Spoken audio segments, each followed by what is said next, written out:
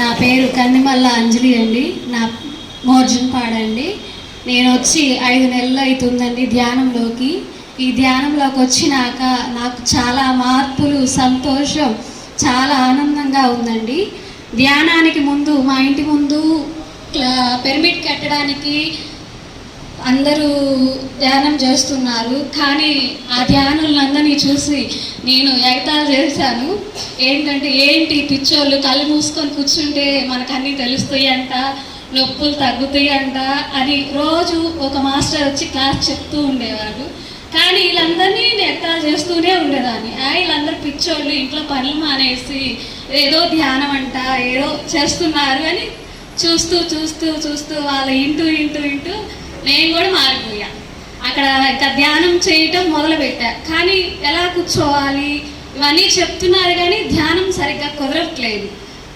ప్రతి ఒక్క మాస్టర్స్ని, మా ఇంటికి వచ్చిన మాస్టర్స్ని, మా ఊరికి వచ్చిన ఏంది సార్ మాకు అసలు మీరు ధ్యానం అంటున్నారు, అవి కనపడుతుంది అంటున్నారు, ఈ కనపడుతుంది అంటున్నారు, నాకు ఆ నొప్పి తగ్గింది అంటున్నారు. కానీ నాకు ఏది అర్థం కాలేదు. ధ్యానం చేస్తున్నాను, చేస్తూ 1 నెల అలాగే చేస్తూ ఉన్నాను. మా సార్కి ఆచార్య క్లాసులని ఒక హైదరాబాదు అలా వెళ్ళాల్సి వచ్చింది. 9 days వెళ్ళి వచ్చారు. ఒక మేడం గారిని తీసుకొని వచ్చారు. ఆ రోజు మా ఇంటికి వచ్చి మేడం గారు అన్నం తినేసి మీల్స్ పడుకున్నారు. మా సారు నేను నేర్చుకొని వచ్చాను కదా, నీకు చూపిస్తారు, ఒకసారి ధ్యానంలో కూర్చో, పౌర్ణమి ధ్యానం చాలా పవర్ఫుల్ అని కూర్చోబెట్టారు. అన్నాళ్ళు లేని థ్రిల్లింగ్ ఆ ధ్యానంలో చూసి ఆ రుచి అనేది. అప్పుడు నేను కూర్చున్నాక తేలిపోవటం, నేను లేకపోవటం, అదేదో వెలుగును చూడటం, అసలు ఇంత ధ్యానం అంటే ఇలా ఉంటుందా. మా సారు లేని మేడం అంటున్నారు, కానీ మనకి అవయవాలు అనుకోలేచట్లేదు. తేలిక పడిపోయి ఎగిరినట్టు లేచినట్టు ఉంది. అలాగే మా సారు సేతు క్లాసుల కన్నా నన్ను తీసుకెళ్లారు, వేరే ఊరు తీసుకెళ్తే ఆ సారు క్లాస్ చెప్తూనే ఉన్నారు. నేను ధ్యానం చేస్తుండగానే నేను వేరే లోకంలోకి వెళ్ళిపోయాను. నా గత జన్మను చూసుకున్నాను. కానీ అప్పుడు దాకా మనకు ధ్యానం సరిగ్గా తెలియదు కదా. ఆ ధ్యానంలోకి అక్కడికి వెళ్ళటం చూసి భయం వేస్తుంది. కొత్త వాళ్ళు, నేనున్నాను అక్కడ. ఇంత భయంతో ఉన్నానంటే ఆ భయాన్ని బ్లాక్ చేయటం కోసం, అక్కడ అది రిలీజ్ చేయటం కోసం ఆ సార్ చెప్పే క్లాస్ వింటూ ధ్యానంలో కూర్చుంటే వెళ్ళిపోయాను. భయం వేసి మళ్ళీ వచ్చేసాను. అక్కడ వైబ్రేషన్ అయితే చాలా బాగుందండి. మనం క్లాస్ తప్పకుండా ఎవరైనా వెళ్ళాలి. చాలా అద్భుతంగా చూస్తాను నాకు ధ్యానంలో. ఈ ధ్యానంలోకి రాకముందు అన్ని కష్టాలు నాకే, అన్నీ ఇంతే. మా అత్తగారు తిడుతుంది, మా ఆయన ఇలా అంటాడు, మా పిల్లలు చెప్పిన మాట వినరు. ఆడవాళ్ళకి ప్రాబ్లమ్స్ వాళ్ళేమన్నా నేను ఎందుకు పడాలి, ఇదొకటి ఈగో ఉంటుంది మనకి. అంతకుముందు తెలియదు. ధ్యానంలోకి వచ్చినాక అంటే అనుకుంది అత్తే కదా, ఆమంటే నా కర్మ పోతుంది కదా, సైలెంట్గా ఉన్నాం కాసేపు. ఇప్పుడు ఈ ధ్యానంలోకి వచ్చినాక, అంతకుముందు చగ ఫ్రస్ట్రేస్ అయిపోయి తగాతాడేసి మా ఆయన ఎప్పుడు వస్తాడో చడీలు చూద్దాం మా అత్త మీద, నాకు మా కోడల మీద చడీలు చెప్దాం అని ఆమె చూసేది. ఇప్పుడు మా ఫ్యామిలీ మొత్తం ధ్యానం చేస్తున్నామండి, అన్నీ మానేసాము. అసలు అందరం ధ్యానంలో కూర్చుంటాం, పిల్లలతో సహా. నాకు 3 పిల్లలు, మా హస్బెండ్, నేను, మా అత్తగారు. ఒక తల్లి కూతురులాగా ఇప్పుడు ఉండగలుగుతున్నాం. ఏ కష్టం వచ్చినా తీర్చుకుంటాం, కాసేపు తగాదాడుకుంటాం. తర్వాత మా అత్తే కదా, మేము మా కోడలే కదా, నా కూతురు అయితే చెయ్యదా అని మా అమ్మగారు అయితే నన్ను అందా అని నేను ఎంత హ్యాపీగా ఉన్నామంటే ధ్యానంలో. ధ్యాన కుటుంబం అంటే ఎంత అద్భుతంగా ఉందో నేను చూశాను. ప్రతి ఒక్కసారి గురునాథన్ సార్ కూడా మా కోసం తెల్లవారు క్లాస్ చెప్పాడు ఫోన్లో. మా సార్తో చెప్తుంటే, సార్ మీకు అనిపించా తెల్లవారులు వింటానికంటే, నీకు తెలియదులేవే ఆ ధ్యానంలో టేస్ట్, నువ్వు పడుకో అంటాడు. కానీ అవి వినేటప్పుడు నాకు కూడా అద్భుతాలు చూశాను. గురునాథన్ సార్ కూడా మాకు చాలా హెల్ప్ చేశారు.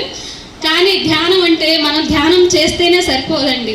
మనం మాటలు, చేతలు చాలా చక్కగా ఉండాలి. మనం లేచిన కాంచి అంతా పాజిటివే అనుకుంటాం, మనం మాట్లాడేదంతా పాజిటివే అనుకుంటాం, కానీ అంతా నెగిటివే మాట్లాడతాం. ఒక చిన్న పిల్లవాడు సన్నటి గోడ మీద 10 రౌండ్లు హ్యాపీగా వేస్తాడు. ఆ తల్లి వచ్చి చూసి, అయ్యో అరే పడిపోతావురా నాన్న ఆ గోడ నుంచి అనగానే ఆ పిల్లవాడు అప్పుడుదాకా ఆలోచించాడు. అప్పుడు వాళ్ళ మమ్మీ అన్న మాటకి విని పడిపోతానా అని ఇలా పక్కన పడిపోతాడు. అప్పుడు తల్లి ఏమో, అయ్యయ్యో చెప్పాను కదా పడిపోతా, ఆ కోరుకుంది తల్లే పడాలని అక్కడ నెగిటివ్. కానీ ఆమె మంచికే కోరుకున్నాను అనుకుంది. కానీ ఆ తల్లే కోరుకుని తను పడాలని. తర్వాత వచ్చి నేను చెప్పా కదా చిన్న పడతావని వాడే 2 వీకింది అనుకుంది తల్లి. మనం ఎక్కడికన్నా వెళ్ళేటప్పుడు అలా రెడీ కాకండి, ఇలా రెడీ కాకండి, చాలా దిష్టి తగులుద్ది, భార్యాభర్తలు పోకండి అని చెప్తూ ఉంటారు. కానీ అదంతా నెగిటివే. మనం హ్యాపీగా వెళ్తే మనకి పాజిటివ్ వస్తుంది. మనం నెగిటివ్ అనుకుని వెళ్ళిపోతాం కాబట్టి మనకి నెగిటివే వస్తుంది. అందుకని అంతా ధ్యానంలోకి వచ్చినాక మనం కూడా మాటలు వేరే వాళ్ళ తగాదల్లోకి వెళ్తే వాళ్ళ మెప్పు కోసం మనం అంటాం, మీ కోడలు అలాంటిదే లేవమ్మా, నీకు తెలియదు కానీ అని మనం ఈ మధ్యలో వెళ్తాం. కూడా మళ్ళీ నిజమే. ఒకటి మాత్రం వాస్తవం మాస్టర్స్,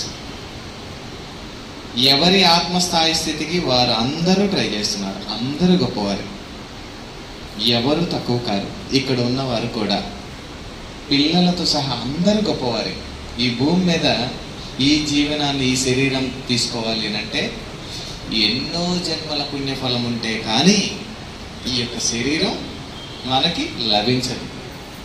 అలానే ఈ శరీరాన్ని ఈ క్షణం కూడా చాలా ఆరోగ్యమయంగా ఉంచుకోగలిగితేనే కావలసిన అనుభవం ఈ ఆత్మకు అందుతుంది. అందుకోసమే మనం ఆరోగ్యంగా జీవించడం ఫస్ట్ లక్షణంగా తీసుకోవాలి. చిన్నపిల్లల దగ్గర నుంచి మనం పసిపిల్లలను పెంచేది కూడా అందుకే ఆరోగ్యవంతులుగా ఉంచాలి అని. ఎందుకు? వీరు ఈ భూమి మీదకి ఎన్నో అనుభవాలు నేర్చుకోవడానికి వచ్చినటువంటి గొప్ప ఆత్మలు. వాళ్ళకి మనం జన్మనిచ్చాం. వీళ్ళందరినీ చూడటానికే మనం ఇక్కడికి వచ్చాం. వారు వారి యొక్క జన్మ పరంపరలో వారు తెలుసుకునే జ్ఞానాన్ని మనకెంతో కొంత తెలియజేసి మన జన్మలో కూడా మనకు మోక్షాన్ని ఇచ్చే మార్గం కొందరు మనకు ఇస్తూ ఉన్నారు. ఓకేనా మాస్టర్స్? అర్థమైందా? అంటే మన పిల్లలు కూడా దేవుళ్ళే. చూసే చూపును బట్టి మన యొక్క దృష్టి ఉంటుంది. మన దృష్టికోణం ఎలా ఉంటే అది, మన మతి ఎలా ఉంటే మన గతి అలానే ఉంటుంది. ఎంత చెప్పినా సరే మన మనస్సు ఎప్పుడు కూడా దైవం వైపే ఉంచండి. కావలసింది మీకు ఎప్పుడు ఎలా అందించాలో ఆ దైవానికి మొత్తం తెలుసు. మీకు ఎన్ని అన్నా సరే, ఎవరేమన్నా సరే, మిమ్మల్ని వెనకుండి నడిపించి ఇక్కడి వరకు కూర్చోబెట్టడానికి అవకాశం ఇచ్చింది కూడా ఆ దైవమే. ఇది ఎవరు కూడా మర్చిపోరు.